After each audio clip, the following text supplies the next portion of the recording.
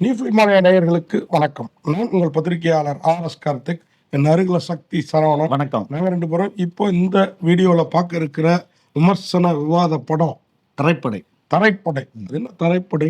நிறைய படங்களை கேள்விப்பட்டேன். காலாட்படை, குதிரைப்படை, யானைப்படைலாம் கேள்விப்பட்டிருக்கோம். இது என்ன தரப்படை, வான்படை எல்லாம் கேள்விப்பட்டிருக்கோம். இது தரப்படை, வேற கப்பல் படை எல்லாம் இருக்குது. இது தரப்படைன்னா தரையில மிலிட்டரி நடப்பாங்கல்ல, அதாவது ராணுவ. அதுதான். ஆனா இந்த கதைக்கும் ராணுவத்துக்கும் தரைப்படைக்கும் என்ன சம்பந்தம்னு பாத்தீங்கன்னா ஒரு சம்பந்தமும் இல்ல. இல்ல, ஆனா தரைப்படைன்னு இந்த ஏதாவது சம்பந்தம் இருக்கா? அதாங்க, தரையில தேடுவாங்க ஒரு தங்கத்தை. ஒரு 3 குரூப். என்னடான்னா, ஒரு ஃபைனான்ஸ் கம்பெனி, அதுல எக்கச்சக்கமா பணம் போட்டிருப்பாங்க. அந்த ஃபைனான்ஸ் அதிபர் கம்பெனி திவாலி ஆயிடுச்சுன்னு இழுத்து மூடிட்டு 1000 கோடி ரூபாய் பணத்தை கூட பாக்குறேன், ஆட்டையை போடுறதுக்கு பாக்குறாரு. அந்த 1000 கோடியும் வைரமாவும் தங்கமாவும் மாத்திடுறாரு. இப்ப இந்த தங்கத்தை அவர்கிட்ட இருந்து ஒரு 3 குரூப் அடிக்குது, அடிக்கிறதுக்கு பாக்குது. ஒருத்தர் அடிச்சிடனா அவன்கிட்ட இருந்து இன்னொரு குரூப் அடிக்குது, அவன்கிட்ட இருந்து இன்னொரு குரூப் அடிக்குது. ஆனா அந்த தங்கம் நியாயமா யாருக்கு சேரணும், தங்கமும் வைரமும் அப்படின்னு பாத்தீங்கன்னா அதுக்கு ஒரு பிளாஷ்பேக். அங்க இந்த ஃபைனான்ஸ் கம்பெனில மேனேஜரா இருந்தவர் இந்த விஷயத்துக்கு ஒத்துக்க மாட்டேங்கிறாரு. திவால் ஆயிடுச்சுன்னு அவரை ஏமாத்தி இவர் அடிக்கிறாரு. ஃபைனான்ஸ் கம்பெனியோட அதிபர் அவங்க ஃப்ரெண்டுங்கெல்லாம் சேர்ந்து ஒருத்தனை காலி பண்ணிட்டு அந்த காசை அவரை மட்டும் காலி பண்ணல, அவங்க குடும்பத்தையே காலி பண்ணிட்டு இந்த 1000 கோடி அடிக்கிறாங்க. இப்போ அது சம்பந்தமா தான் இந்த தங்க வேட்டை நடக்குது. இந்த படத்துக்கு தரைப்படைன்னு பேர் வச்சு தரைப்படைன்னு வச்சிருக்கலாம், இல்ல தங்க வேட்டைன்னு வச்சிருந்திருக்கலாம். தங்க வேட்டை நல்லா டைட்டில் இருக்கு. தங்கத்தை தானே மாற்றாங்க, வைரமா மாத்துறாங்க. வைரம் தங்கம் அதை அடிக்கிறதுக்கு. இப்ப இந்த 3 குரூப்பும் ஒருத்தனை அடிச்சு புடுங்க பாக்குது. ஒருத்தர் பாத்தீங்கன்னா நம்ம விஜய் விஸ்வா, ஆமா.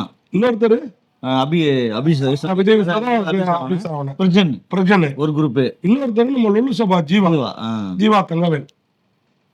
3 குரூப் சேர்ந்து படம் முழுக்க ரஜினியாவே வாழ்ந்துருக்கிறாரு. ரஜினி மாதிரி ஸ்டைலு, பேச்சு கீச்சு எல்லாம் பாட்சா டைப்லயே பேசியிருக்கிறாரு. இன்னொரு பக்கம் பிரஜன் நடிச்ச படங்கள் எனக்கு ரொம்ப பிடிச்சது. இந்த படம், இந்த படத்துல இந்த 3 பேருமே அவங்க ஓவர் ஆக்டிங் பண்ணுவாங்க அப்பப்போ. ஆனா இந்த படத்துல சுத்தமா பண்ணல. அந்த மீட்டருக்கு மேல பர்ஃபெக்டா இந்த டைரக்டர் நான் வந்து பாராட்டணும்னு நினைச்சேன், தேடி பிடிச்சி பாராட்டணும்னு நினைச்சேன். அந்த அளவுக்கு பண்ணியிருக்கிறாரு. 3 பேருமே நல்லா நடிச்சிருக்கிறாங்க. அபிசரான ஒரு ஷேர் ஆட்டோவில் காதலியோட இந்த தங்கத்தை கடத்திக்கிட்டு சுத்திட்டு இருப்பாரு. பிரஜன் இந்த தங்கத்தை கடத்திட்டு ஊர்ல சில நல்ல விஷயங்கள் பண்றதுக்கு பிளான் பண்ணுவாரு காதலியோட. இன்னொரு பக்கம் ஜீவா தங்கவேலு அவரு இதோட காதலியோட அவரு ஒரு பக்கம் பிளான் பண்ணுவாரு.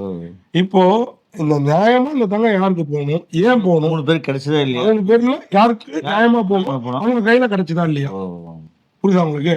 இதுதான் இப்போ இந்த நிதி நிறுவன அதிபரை ஓப்பனிங்கே காணாம போயிட்டு தான் காமிப்பாங்க. அவரு என்ன ஆனாரு, அவர் மூலம் அந்த மேனேஜர் என்ன ஆனாரு, எதுக்கு இந்த 3 பேரும் அந்த தங்கத்தை கொள்ளடிக்க போட்டி போடுறாங்க, அங்க நியாயமா யாரு கிடைக்கணும், நம்ம ஏன் சொல்றோம். இதெல்லாம் தான் சஸ்பென்ஸ் இந்த படத்துல. வேற லெவல்ல பண்ணிருக்காங்க. வித்தியாசமா இருக்கு கதையே. பேர் தான் இந்த கதைக்கு பொருத்தம் இல்லாம இருக்கு. தரைப்படைன்னு சொல்லிட்டு எல்லாரும் கார்லயும் பஸ்லயும் எடுத்துக்கிட்டு இந்த படத்தை வந்து ராம் பிரபா டைரக்ட் பண்ணிருக்கிறாரு. வேற லெவல்ல பண்ணிருக்கிறாரு. இவங்க எல்லாருமே ஓவர் ஆக்டிங் பண்ண ஜீவா தங்கவேல் இருக்காரு, அதாவது லொல்லு சபா ஜீவா, அவர் ரஜினி மாதிரி பண்ணுவாரு. ஒரு கட்டத்துக்கு மேல சில இடத்துல கொஞ்சம் நம்ம போர் அடிக்கும். இந்த படத்துல போர் அடிக்கலாம், ரஜினியாவே அவரை பார்க்கணும். புரியுதா உங்களுக்கு? அதே மாதிரி பிரஜன் கிட்டத்தட்ட 10-12 படம் நடிச்சிட்டாரு. அவருக்கு சீரியல்ல இருந்த வரவேற்பு சினிமால கிடைக்கவே இல்லை. இந்த படம் அதை கொஞ்சம் மீட்டு தரும்னு நினைக்கிறேன். அதே மாதிரிதான் அபிசரவணன், அதாவது விஜய் விஸ்வா, உண்மையா மிரட்டெல்லாம் அடிச்சிருக்காப்ல. விஜய் விஸ்வானாலே எப்போதும் பொண்ணுங்களோட கூத்தடிப்பாரு. இதுலயும் அவருக்கான சீன்கள் இருக்குது. இந்த 3 பேரும் வச்சு நம்ம 2 மணி நேரம் போர் அடிக்காம எடுத்திருக்காங்க, நல்லா எடுத்திருக்காங்க தலைவர். இந்த படத்தை வந்து ராம் பிரபா டைரக்ட் பண்ணிருக்காரு, நல்லா பண்ணிருக்கிறாரு.